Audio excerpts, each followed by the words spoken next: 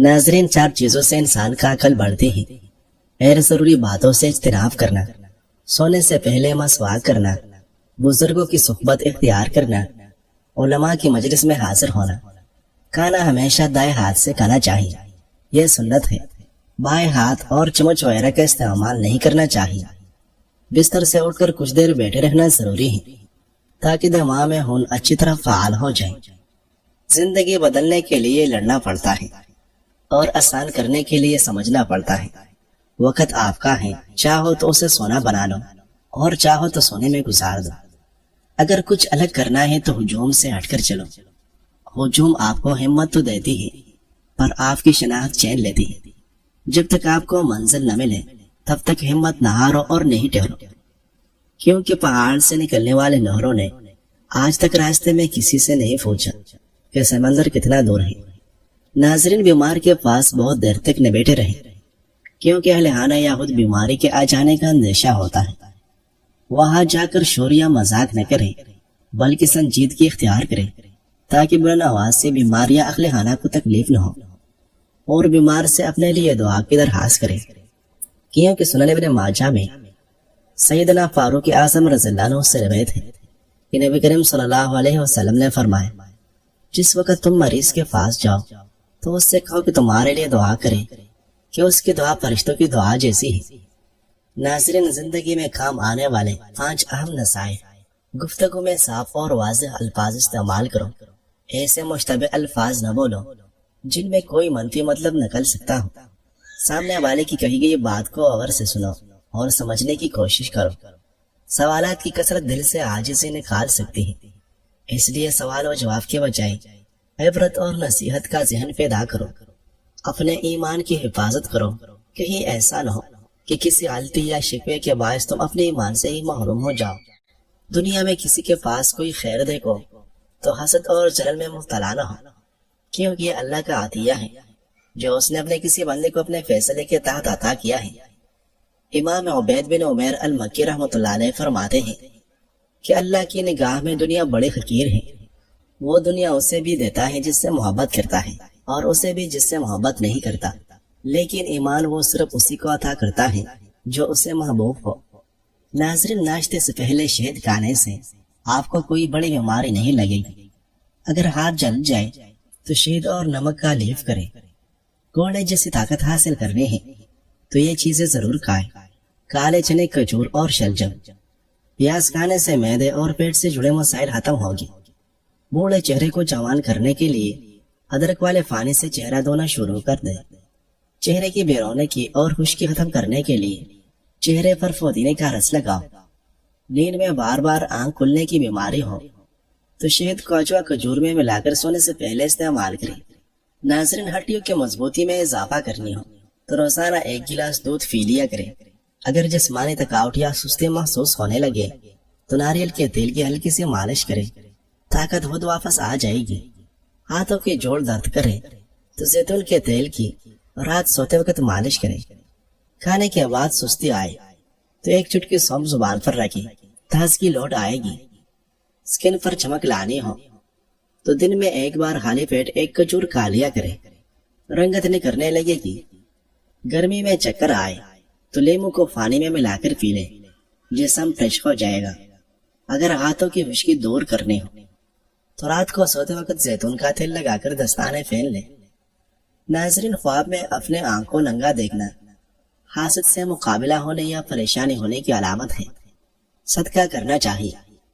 خواب میں چیتے کو پکڑنا کسی دشمن کے ساتھ ملاقات کرنے کی علامت ہے۔ خواب میں کالا سانپ کو ڈستے ہوئے دیکھنا دشمن سے نقصان پہنچنے، رنج اور تکلیف ملنے کی علامت ہے۔ کھڑے ہو کر نہانے والے لوگوں کی بدن کی جلد ڈھیلی ہو جاتی ہے۔ ہر وقت غصہ رہنے اور ذہنی دباؤ سے چڑچڑا پن کی بیماری ہو جاتی ہے۔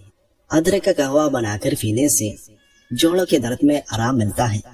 ناظرین، ہچکی نہ رکے تو 1 قطرہ شہد زبان پر رکھیں، ہچکی فوراً بند ہو جائے گی۔ اگر حافظہ کمزور ہو تو روزانہ 1 چمچ ماغز بادام کھائیں۔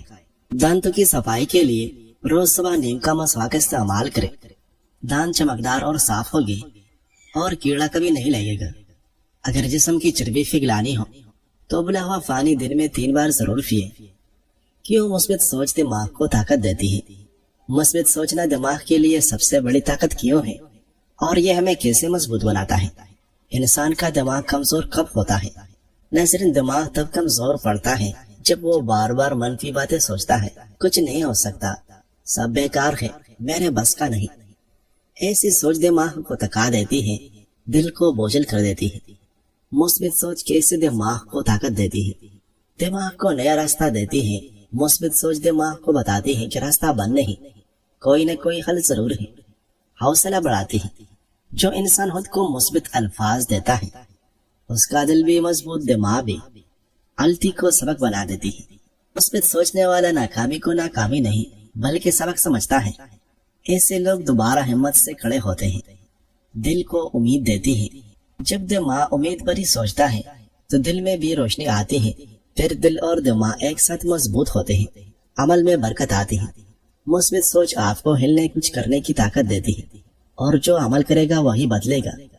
مثبت سوچنا کوئی جادو نہیں، یہ ایک فیصلہ ہے۔ فیصلہ کہ مجھے ہر حال میں اچھا پہلو دیکھنا ہے، میں ہمت نہیں ہاروں گا۔ ناظرین، ابو درداء رضی اللہ عنہ فرماتے ہیں، نصیحت کے لیے موت کافی ہے اور زمانہ لوگوں کو جدا کرنے کے لیے۔ آج لوگ گھروں میں ہیں تو کل خبروں میں ہوگے۔ ناظرین، اگر جسم سن پڑ جائے تو زیتون کا تیل نیم گرم کر کے ریڑھ کی ہڈی پر مالش کرے، پورا جسم گرم ہو جائے گا۔ اگر آنکھوں کی بینائی بہتر کرنی ہو تو رات سوتے وقت سونف چبائے۔ ناظرین، جب چینی کی جگہ ہلدی چائے میں استعمال کیا جائے تو اس سے چائے کا ذائقہ بدلے گا مگر زندگی سنور جائے گی۔ ہلدی والے چائے کے اہم فوائد: مدافعتی نظام کو طاقت ملتی ہے۔ موسم کی تبدیلی کی وجہ سے کھانسی یا زکام ہو تو چائے میں ہلدی کا کمال آزمائیں۔ سوزش اور درد میں کمی، جسم میں جلن، سوجن یا جوڑوں کے درد کا قدرتی علاج، وزن اور شوگر پر کنٹرول۔ چینی چھوڑ کر ہلدی اپنائیں، صحت کے لیے آسان قدم۔ ذہنی سکون اور ڈیٹاکس، دماغی الجھن، سستی یا تھکن، یہ چائے کرے گی صفائی۔ ضروری احتیاط: روزانہ 1 کپ کافی ہے۔ ہلدی بہت زیادہ ڈالنے سے پیٹ پر اثر ہو سکتا ہے۔ حاملہ خواتین یا جگر کے مریض ڈاکٹر سے مشورہ کریں۔ چائے میں ہلدی کے ساتھ تھوڑا سا شہد یا دار چینی ڈالیں، ذائقہ بھی بہتر ہوگا، فائدہ بھی دگنا۔ ناظرین، ڈپریشن کیا ہے؟ کسی چیز کو بار بار سوچنا، کسی چیز کے مسلسل خواہش کرنا اور اس کے نہ ملنے پر پریشان ہو جانا، نا امید ہو جانا اور مایوس ہو جانا، کسی بات کے ہونے کا خوف ہو جانا، خود کا دوسروں سے موازنہ کر کے احساس کمتری کا شکار ہو جانا۔ انسان کو ڈپریشن کب ہوتا ہے؟ جب ہم کسی بات کو لے کر پریشان ہوتے ہیں اور بنا کسی کو بتائے مسلسل اسے ہی سوچتے رہتے ہیں۔ ہمیں اچھے کی امید نہیں ہوتی، ہمیں لگتا ہے کہ بس اب حالات ہمیشہ ایسے ہی رہے گی، تب ہم ڈپریشن میں چلے جاتے ہیں۔ ڈپریشن کا علاج کیا ہے؟ ڈپریشن کا علاج آپ نے خود ہی کرنا ہے۔ جو بات آپ کو پریشان کر رہی ہے اسے کسی بھروسے مند دوست سے ڈسکس کیجیے۔ اگر ان سے نہیں کر سکتے تو اللہ سے باتیں کرنا شروع کر دیں۔ روز رات کو اسے الف سے یاتے کی کہانی سنا کر سونے کو اپنا معمول بنا لیں۔ آپ ہمیشہ سے تو اس پریشانی میں نہیں تھے، وقت بدلتا ہے، چاہے خوشی ہو یا تکلیف، تو یہ وقت بھی گزر جائے گا۔ ہمیشہ اپنے سے کمتر لوگوں کو دیکھیں اور ان کی محرومیوں کو جان کر اپنے ارد گرد بے شمار نعمتوں کا شکر ادا کریں۔ دوسروں کو سننا شروع کر دیں اور پھر آپ اس بات کو سمجھ جائیں گے کہ اس دنیا میں صرف آپ اکیلے ہی پریشان نہیں ہیں۔ اپنے رب پر یقین رکھیں، پرسکون رہیں، کیونکہ بے شک ہر مشکل کے ساتھ آسانی ہے۔ نفسیاتی طور پر آپ کسی کو اپنے دماغ سے نکال رہے ہیں لیکن پھر بھی نہیں نکلتا، تو نہ نکلنے کی وجہ یہ ہے کہ وہ شخص خود آپ کے بارے میں سوچ رہا ہے۔ اس حقیقت کو نفسیات نے سائنسی طور پر ثابت کیا ہے۔ بیٹی سے ماں کا سفر، بے فکری سے فکر کا سفر، رونے سے خاموش کرانے کا سفر، غصے سے تحمل کا سفر ہے۔ پہلے جو آنچل میں چھپ جایا کرتی تھی آج خود کسی کو آنچل میں چھپا لیتی ہے۔ پہلے جو انگلی پر گرم لگنے سے گھر کو سر پر اٹھایا کرتی تھی آج ہاتھ جل جانے پر بھی کھانا بنایا کرتی ہے۔ پہلے جو چھوٹی چھوٹی باتوں پہ رو جایا کرتی تھی آج بڑی بڑی باتوں کو ذہن میں چھپایا کرتی ہے۔ ماما کہہ کر پورے گھر میں کھیلا کرتی تھی آج ماں سن کے دیر سے مسکرایا کرتی ہے۔ 10 بجے اٹھنے پر بھی جلدی اٹھ جانا ہوتا تھا آج 7 بجے اٹھنے پر بھی لیٹ ہو جایا کرتی ہے۔ سارا دن فارغ رہ کر بھی خود کو بزی بتایا کرتی تھی اب پورے دن کام کر کے بھی کام چور کہلایا کرتی ہے۔ نہ جانے کب کسی کی بیٹی کسی کی ماں بن گئی، کب ایک بیٹی ماں کی سفر میں تبدیل ہو گئی۔ ناظرین، انسان اس وقت سے کامیاب ہونا شروع ہو جاتا ہے جب وہ چھوٹی لڑائی چھوٹے لوگوں کے لیے چھوڑ دے، ان لوگوں سے لڑنا چھوڑ دے جو اس کی غیبت کرتے ہیں، جب لوگوں کی توجہ حاصل کرنے کے لیے لڑنا چھوڑ دے، جب لوگوں کی توقعات پر پورا اترنے کے لیے لڑنا چھوڑ دے، بے حس لوگوں سے اپنے حقوق کے لیے لڑنا چھوڑ دے، یہ ثابت کرنے کے لیے لڑنا چھوڑ دے کہ لوگ میرے بارے میں غلط تھے۔ ایسی لڑائیاں ان لوگوں کے لیے چھوڑ دے جن کے پاس لڑنے کے سوا اور کچھ نہیں، اور اپنے ویژن، اپنے خوابوں، اپنے خیالات اور اپنے خوشیوں کے لیے لڑنا شروع کر دیں۔ جس دن آپ نے چھوٹی لڑائیوں سے کنارے کشی اختیار کی، منفی ذہنیت ختم کی، وہ دن آپ کی کامیابی اور سکون کا آغاز ہوگا۔ کچھ لڑائیاں آپ کے وقت کے قابل نہیں ہوتی، کچھ مباحثے اور شکوے فضول میں آپ کا اور انرجی برباد کرتے ہیں۔ اگر تمہیں لگتا ہے کہ تمہاری زندگی بہت مشکل ہے تو باہر نکلو اور دنیا کو غور سے دیکھو۔ ان لوگوں کو دیکھو جو خالی پیٹ سوتے ہیں، میلوں ننگے پاؤں چلتے ہیں، یا اپنی آزمائشوں کے باوجود مسکرا دیتے ہیں۔ دنیا اکثر ہمیں سکھاتی ہے کہ ہمارا در چاہے جتنا بھی سچا ہو، سب سے بھاری بوجھ نہیں ہوتا۔ شکر گزاری وہاں سے شروع ہوتی ہے جہاں سوچ کا زاویہ بدلتا ہے۔ حضرت ابو سعید خدری رضی اللہ عنہ سے روایت ہے کہ رسول اللہ صلی اللہ علیہ وسلم نے فرمایا کہ جب تم کسی مریض کے پاس جاؤ تو اس کی دراز عمر کے متعلق گفتگو کرو۔ تمہاری بات اگرچہ تقدیر کو نہیں پھیرتی مگر مریض کا دل خوش ہو جاتا ہے۔ حضرت ابن عباس رضی اللہ عنہما سے روایت ہے کہ نبی کریم صلی اللہ علیہ وسلم ایک اعرابی کی عیادت کے لیے تشریف لے گئے۔